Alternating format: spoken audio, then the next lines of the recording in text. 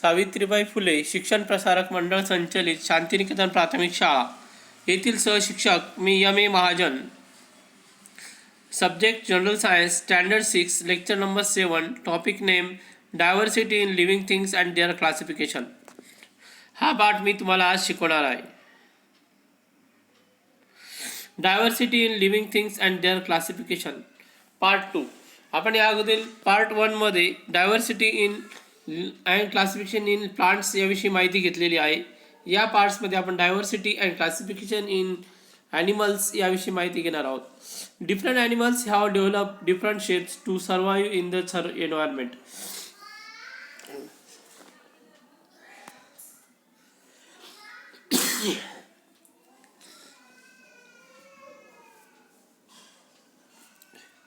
विविध प्रकारच्या प्राण्यांनी विविध प्रकारचे आकार घेऊन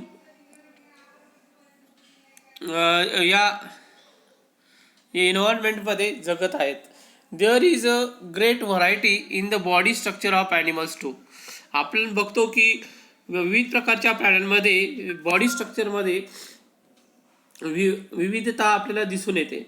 the amoeba that can not be seen with our eyes, the huge elephant, the small snail, the fish that swims in water, a kite that flies high in the sky, butterflies that flit around flowers, a house lizard that crawls on wall are all animals. Each has different characteristics. तर बघा, आपण amoeba सारखा प्राणी पाहिला की जो आपल्याला पाण्यामध्ये आपल्या डोळ्याने दिसत नाही. अगदी हत्तीसारखा मोठा प्राणी आहे की जो आपल्याला डोळ्याने दिसतो. छोटीशी स्नेल आहे, मासे आहेत जे पाण्यामध्ये पोहतात, काईट आहे पतंग आहे जो आकाशामध्ये उडतो, फुलपाखरे आहेत की जी फुलांभोवती फिरतात, घरामध्ये असलेली पाल आहे की जी भिंतीवर चढते आणि चालते. प्रत्येकाला वेगवेगळं वैशिष्ट्य आणि वेगवेगळं रूप दिलेलं आहे. Animals have body parts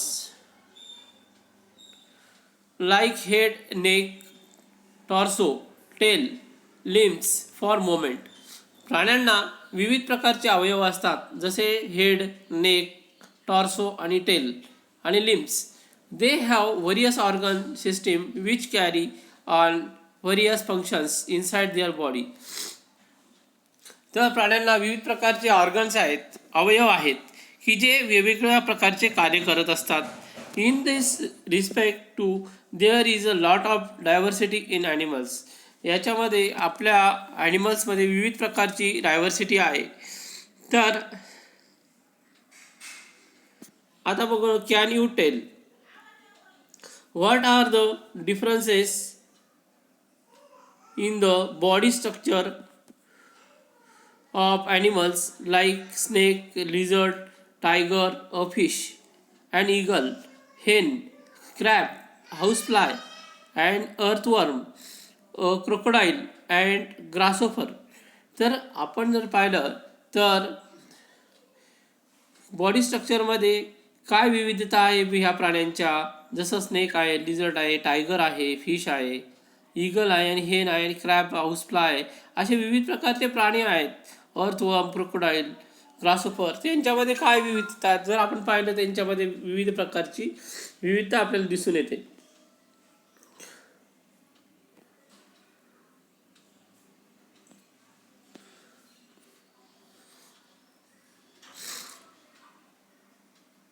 We see variety in animals with respect to their food as well as will. आपण जर पाहिलं ह्या प्राण्यांमध्ये जे अन्न खाण्याची पद्धत आहे त्याच्यामध्ये सुद्धा बरीच प्रकार आहेत, विविधता आहे. Since animals depend on other for their food, they are found in places where food is available. हे जे प्राणी आहेत जिथं अन्न असेल तिथं ते आढळतात. Where food is available, different animals have different methods of obtaining and eating food. These two leads to differences in their body structure. त्यांच्यामध्ये बॉडी स्ट्रक्चरमध्ये विविधता आहे. त्याप्रमाणे तर वेगवेगळ्या प्रकारचे अन्न मिळवण्याच्या पद्धती सुद्धा या प्राण्यांच्या वेगवेगळ्या आहेत. त्याचप्रमाणे त्यांच्या शरीरामध्ये सुद्धा बदल आहे.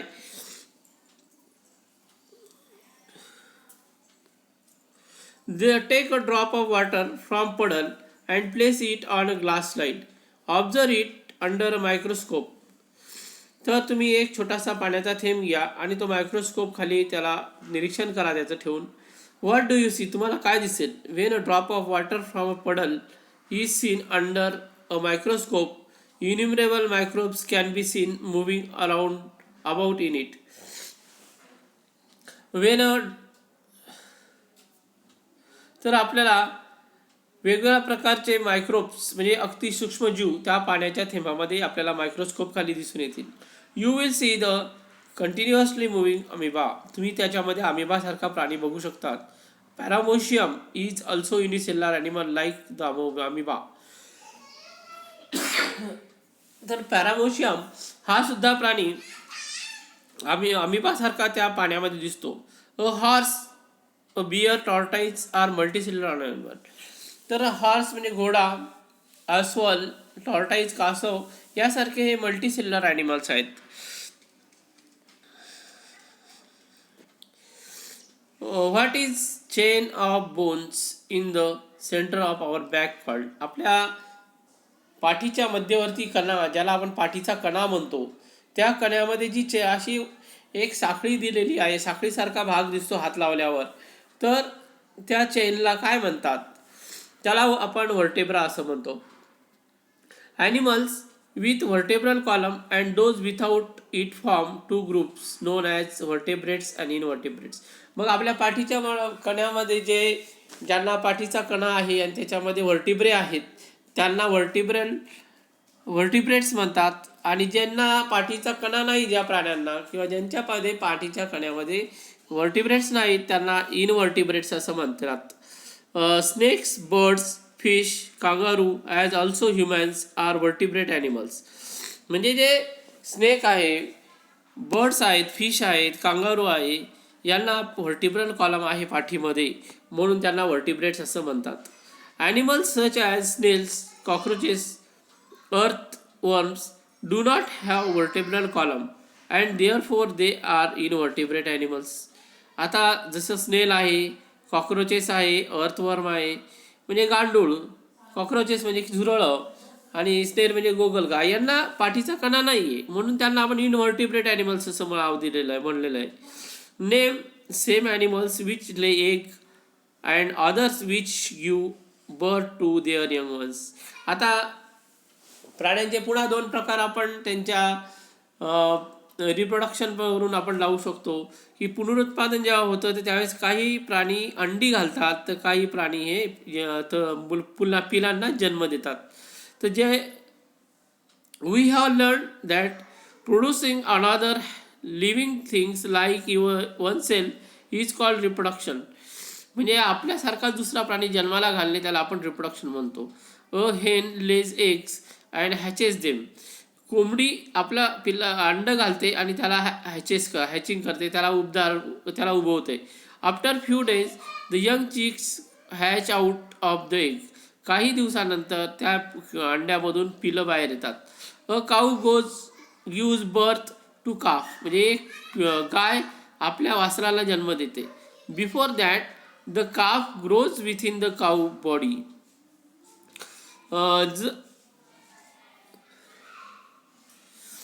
तर जी गाय असते ती गाय आपल्या वासराला आपल्या पोटामध्ये अगोदर ती वाढवते. According to the mode of the reproduction animals and are classified into 2 types. तर पिलांना जन्म देण्याच्या पद्धतीवरून ॲनिमल्सचे 2 प्रकार पडलेले आहेत. पहिला आहे oviparous animal which lay eggs. म्हणजे जे प्राणी अंडी घालतात त्यांना ओव्हिपोरस ॲनिमल म्हणतात. And viviparous animals which gives birth to their young ones. की जे असे ॲनिमल आहेत की जे आपल्या पिलांना जन्म घालतात त्यांना व्हिव्हिपोरस असं ॲनिमल्स असं म्हणतात. Where are the animals, namely a horse, bear, tortoise, and alligator, a fish, a deer, and frog to be found? आता हे जे प्राणी आहेत की horse, bear, tortoise, alligator, fish, deer, हे प्राणी कुठे आढळतात त्याच्यावरून सुद्धा आपण क्लासिफिकेशन करू शकतो. तर according to their habitats animals are usually classified into terrestrial and aquatic animals. म्हणजे प्राण्यांच्या राहण्याच्या ठिकाणावरून सुद्धा त्यांचं वर्गीकरण करण्यात आलेलं आहे.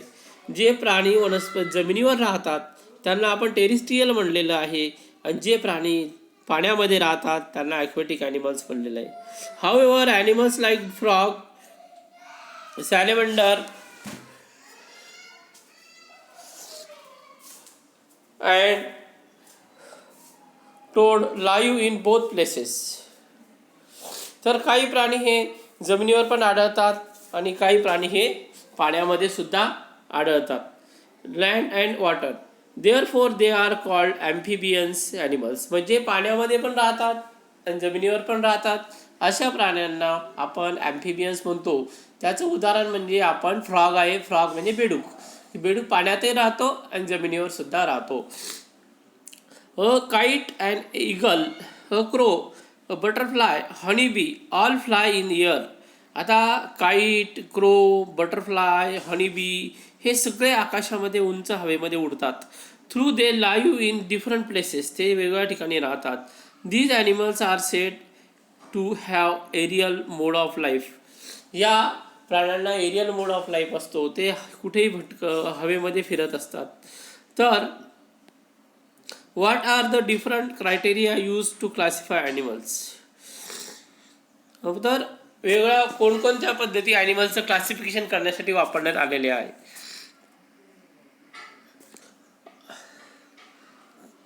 तर आपण आता शिकलेलो आहोत की वेगवेगळ्या पद्धती ॲनिमल्सचं क्लासिफिकेशन करण्यासाठी वापरण्यात आलेले आहे. जसं व्हर्टेब्रेट कॉलमवरून व्हर्टेब्रेट, नॉन व्हर्टेब्रेट. त्याच्यानंतर आपण ओव्हिपोरस प्राण्यांना जन्म देण्याच्या पद्धतीवरून. त्याच्यानंतर हॅबिटॅटवरून, जिथं ते राहतात त्याच्यावरून त्यांना टेरेस्ट्रियल ॲनिमल्स, त्याच्यानंतर ॲक्वॅटिक ॲनिमल्स, त्याच्यानंतर ॲम्फिबियन्स ॲनिमल्स. तर अशा प्रकारे आपण प्राण्यांचं वर्गीकरण करण्यात आलेलं आहे. Always remember, in the living world a lot of variety is seen both in animals and plants. Every plant and animal is unique. तर प्राण्यांच्या विविधता अगदी आपल्याला विविध प्रकार जगामध्ये दिसून येतात. प्रत्येक प्राणी हा एक स्वतंत्र अस्तित्व असलेला असतो. We should all make effort to conserve this diversity in the living world. तर आपल्याला ही डायव्हर्सिटी तर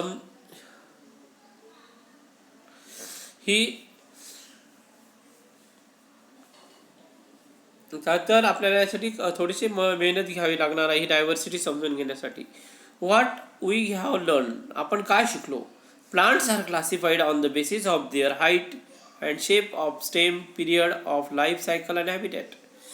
तर जे वनस्पती आहेत ते वनस्पती हे त्यांचं वर्गीकरण आपण त्यांच्या उंचीवरून, त्यांच्या आकारावरून आणि त्यांचा पिरियड ऑफ लाईफ सायकल आणि राहणीमान, हॅबिटॅट याच्यावरून आपण वनस्पतींचं वर्गीकरण केलं. त्यानंतर बघा, animals are classified on the basis of cell structure, vertebral column, method of reproduction and habitat. तर आपण ॲनिमल्सचं वर्गीकरण हे त्यांच्या सेल स्ट्रक्चरवरून युनिसेल्युलर, मल्टीसेल्युलर असं केलेलं आहे. त्यानंतर व्हर्टिब्रल कॉलमवरून व्हर्टिब्रेट आणि व्हर्टिब्रेट असं त्याचं केलं आहे. त्याच्यानंतर रिप्रोडक्शनवरून आपण ओव्हिपोरस ॲनिमल्स असं केलं आणि हॅबिटॅटवरून त्याला आपण टेरेस्ट्रियल, ॲक्वॅटिक आणि ॲम्फिबियन ॲनिमल्स अशा प्रकारे केलेलं आहे. तर म्हणजे या पाठामध्ये आपण क्लासिफिकेशन ऑफ प्लांट्स आणि ॲनिमल्स याविषयी माहिती मिळवलेली आहे. आता बघूया काही क्वेश्चन आन्सर दिलेले आहेत. तर मॅच द पेअर्स, पहिला क्वेश्चन दिलेला आहे की जोड्या जुळवायच्या आहेत. ॲम्फिबियन, व्हर्टिब्रेट आणि विथ स्केल्स. तर आपल्याला इथं माहिती आहे ॲम्फिबियन म्हणजे काय. ॲम्फिबियन म्हणजे फ्रॉग आहे. व्हर्टिब्रेट म्हणजे मंकी आहे. आणि स्केल्स म्हणजे इथं स्नेक आहे. Who is the odd one out? Fungus, mushroom, chrysanthemum आणि स्पायरगोरा. क्रिसेंथेमम, मँगो, बनियन, पाम, चिक पी. तर याच्यामध्ये ऑड वन आउट शोधून काढायचा आहे.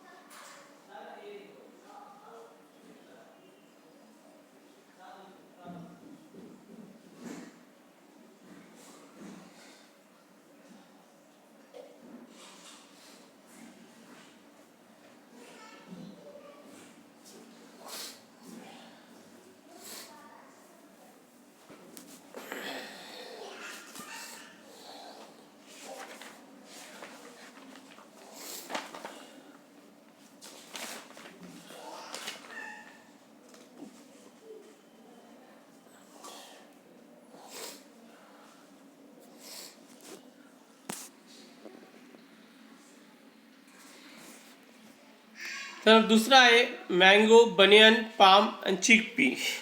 तर याच्यामध्ये ऑड वन आउट आहे पाम. कारण palm grow straight without branches, other have branches.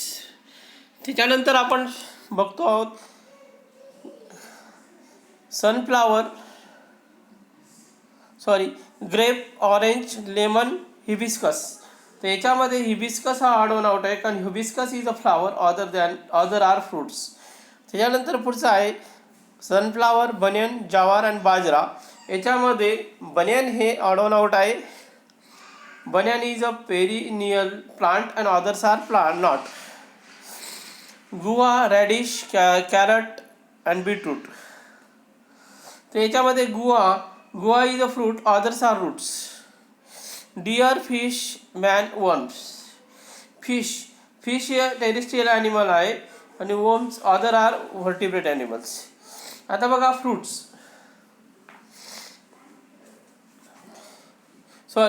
आता ट्रू ऑर फॉल्स. तर what is the difference flowering plants, non flowering plants. तर फ्लॉवरिंग प्लांटमध्ये नॉन फ्लॉवरिंग प्लांटमध्ये काय डिफरन्स आहे ते आपण बघणार आहोत. Flowering plants bear flowers, non flowering plants does not bear flowers. Flowering plants have root, stem, leaves. Non flowering plants may not have root, stem and leaves. Flowering plants bear fruits with seeds. Non-flowering plants do not bear fruit with seeds. Flowering plants are made more evolved. Non-flowering plants are not much evolved. तर हा difference flowering आणि non flowering प्लांट्समध्ये आहे. आता बघणार आहोत tree आणि shrub. Tree grows tall, shrub does not grow tall. Tree is large in size, shrubs is small in size. Trees are perennial, shrubs are annual and perennial. Trees give out branches at some height, that is mango, jackfruit, neem. Shrubs give out branches very close to the ground level, that is oleander, lantana. यानंतर आपण जर बघितलं तर व्हर्टिब्रेट आणि इनव्हर्टिब्रेटमध्ये काय difference आहे ते बघूया. Vertebrates have vertebral column in their body. म्हणजे वर्टिब्रलला वर्टिब्रल कॉलम आहे. Invertebrate do not have vertebral column in their body. Invertebrate ॲनिमल्सला वर्टिब्रल कॉलम नाही आहे. Vertebrates have well form organs. म्हणजे वर्टिब्रल कॉलमला वेल फॉर्म ऑर्गन्स आहे, अवयव असतात. Invertebrate do not have well form organs. जे इनवर्टिब्रेट त्यांना असे ऑर्गन्स तयार झालेले नसतात. Vertebrates evolved animals. जे व्हर्टिब्रेट्स आहे त्याच्यामध्ये प्राण्यांचा समावेश होतो. Invertebrates are primitive animals. म्हणजे इनव्हर्टिब्रेट्स हे प्रिमिटिव्ह ॲनिमल्स आहे. व्हर्टिब्रेटचं एक्झाम्पल दिलं तर fish, snake, birds, frog, man आहे. आणि इनव्हर्टिब्रेट्स म्हणजे amoeba, snails, insect, earthworm etcetera आहे. तर अशा प्रकारे व्हर्टिब्रेट इनव्हर्टिब्रेटचा डिफरन्स आपण इथं पाहिलेला आहे. आता आपल्याला बघायचं आहे पुढं true or false. Question number 4. True or false. The snail is an aquatic animal. It is correct. It is false. Snail is not aquatic animal. The amphibian can live in air and water. It is also false. Amphibians cannot live in air and in water. The function of brain is well developed in vertebrate columns. तर हे true आहे. Vertebral कॉलम्समध्ये बरोबर ॲनिमल्समध्ये brain develop झालेलं असतं. The amoeba is a multicellular animal. Amoeba हा multicellular animal आहे. It is false. Amoeba हा unicellular animal आहे. Right 2 names of each. आता फ्लॉवरिंग प्लांटचे 2 नावं लिहायची आहेत. तुम्ही कोणत्याही फ्लॉवरिंग प्लांटची 2 नावं लिहू शकतात. जसं मँगो, हिबिस्कस किंवा रोज, कुठलेही तुम्ही नावं लिहू शकतात. नॉन फ्लॉवरिंग प्लांट्स कोणते आहेत तर अल्गी आणि फर्न आहे. त्याच्यानंतर ट्री कोणते आहे, टीक आहे, नीम आहे, मँगो आहे, अशा ट्रीचे नावं लिहू शकतात. त्याच्यानंतर श्रब्स कोणते आहेत, ओलेंडर आणि लँटन आहे. क्रीपर कोणते आहेत तर क्रीपर, पंपकिन आणि कुकुंबर आहे. अँड ॲन्युअल प्लांट मँगो आणि जॅकफ्रूट आहे. त्यानंतर बायोनियल प्लांट कोणते आहे तर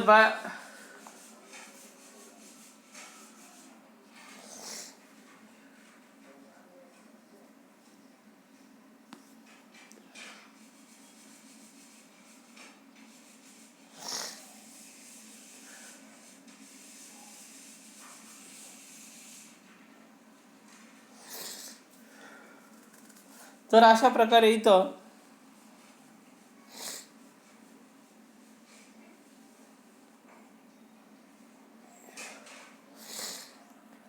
आपण झाडांची नावं लिहिलेली आहे. आता पुढं बघा, write answer to the following question. What are the parts of plant. The shoot, stem, leaves, flowers and fruits are the parts of the plant. तर पुढचा आहे what are the functions of the root. आता फ्रूटचे function कोणते आहेत. Root holds the soil firmly. म्हणजे root हे सॉईलला फर्मली धरून ठेवतं. Absorption of water and nutrients from soil is done by roots. Absorption of water and nutrients. Roots transport the absorb water and nutrients to the stem. त्याच्यानंतर आहे some modified roots store food in them, that is carrot and radish. Root support the plant. तर हे आपल्याला function of the root आहे. त्याच्यानंतर why is it necessary to classify living things. पुढचा प्रश्न आहे की लिव्हिंग थिंग्सला क्लासिफाय करणं का आवश्यक आहे. There is a vast diversity among the living things present on the earth. आपल्याकडं अर्थवर भरपूर डायव्हर्सिटी झालेली, विविधता फार आहे. For identifying these living things and also for studying the characteristics of them, we need to classify them properly in scientific way. तर अशा प्रकारे आपल्याला क्लासिफिकेशन करण्याची आवश्यकता आहे. त्यानंतर पुढचा क्वेश्चन आहे what are criteria use to classify living thing. Living things classify करण्यासाठी कोणता क्रायटेरिया वापरला जातात. While classifying living things we have to take into consideration the following criteria: structure of living things, different organ present, similarities and differences between them, and other characteristics and habitat. तर आपण ह्या प्रकारचा criteria वापरून living थिंग्सचं classification करू शकतो. त्यांचं structure, different organ, similarity, dissimilarity आणि other characteristics याचा वापर करावा लागेल. आणि हॅबिटॅट. त्याच्यानंतर पुढचा प्रश्न आहे, tell some characteristics of creepers. आता tell some characteristics of creeper. The creeper have very flexible and green stem. क्रीपरला very flexible and green stem आहे. It is soft and thus can not give support to the plant on its own. तर ते खूप soft आहे, त्यामुळे ते प्लांटला, झाडाला support करू शकत नाही. The creepers therefore take the support of the nearby object.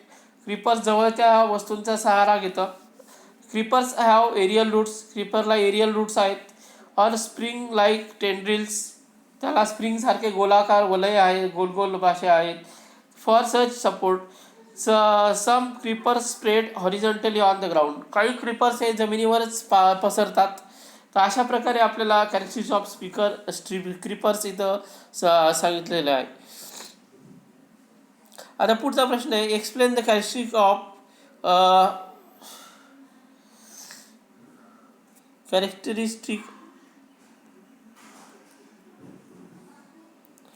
Explain herbs with 2 example. तर herbs are short plant growing to the height of about 1 to 1.5 meter. म्हणजे जे हर्ब्स आहेत ते फार कमी उंचीवर वाढतात. The stems of the herbs are flexible and green. जे स्टेम आहे हर्बचे ते फ्लेक्झिबल आणि ग्रीन आहे. They are short lived. ते शॉर्ट लिव्ह आहे. They survive for few months or year or 2. Example of herbs are fenugreek and periwinkle. Example of herbs are fenugreek आणि periwinkle आहे. त्याच्यानंतर आहे पुढचा प्रश्न, on the basis of which criteria will you classify plants and animals. कोणत्या बेसिसवर तुम्ही plants आणि ॲनिमल्स यांचं क्लासिफिकेशन करणार आहात. Criteria for classifying plants classified according to the following basis. Height, shape of stems म्हणजे उंची, त्यांचा आकार, खोडाचा आकार, पिरियड ऑफ लाईफ सायकल, किती दिवस लाईफ सायकल कशी आहे, whether they produce flower or they are non flowering, habitat. तर या क्रायटेरियावर आपण प्लांट्स क्लासिफिकेशन करू शकतो. Criteria for classifying animals. Animals are classified according to the following basis. Cell structure, vertebral column, method of reproduction आणि habitat. याच्यावर आपण ॲनिमल्सचं criteria classify करू शकतो. त्यानंतर पुढचा प्रश्न आहे, what protects the bodies of animals. तर how animals have protecting covering on their body. Some animals have protecting covering आहे, काही प्राण्यांच्या अंगावर प्रोटेक्टिंग कवर आहे. Some animals have layer of scales. काहींच्या अंगावर स्केल्स आहेत. Some like turtles and tortoise have plates. तर काहीच्या अंगावर प्लेट्स आहेत. Some animals show behaviour pattern that protect them. Some are provided with horns, nails and sharp teeth for protecting themselves against their predators. तर म्हणजे प्रेडिटर्सपासून वाचण्यासाठी त्यांना काही teeth आहेत, शार्प टीथ दिलेले आहेत, नेल्स दिलेले आहेत, हॉर्न्स, शिंगे दिलेली आहेत काहींना. तर अशा प्रकारे प्राणी हे स्वतःला प्रोटेक्शन करण्यासाठी त्यांना वेगळ्या पद्धती दिलेल्या आहेत.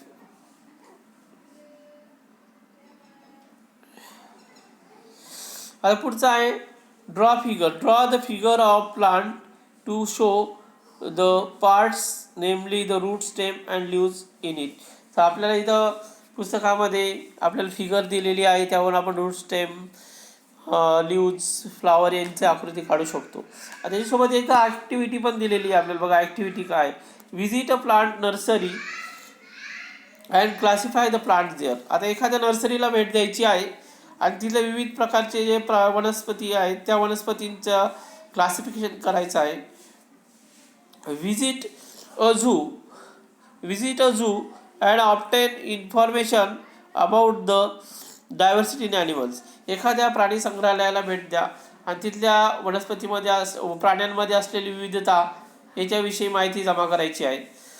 Right and essay on diversity in plants. तर आपण एक निबंध पण लिहायचा आहे डायव्हर्सिटी इन प्लांट्समध्ये म्हणजे वनस्पतीमध्ये जी विविधता आहे त्या विविधतेवर आधारित एक निबंध लिहायचा आहे डायव्हर्सिटी इन प्लांट्सवर.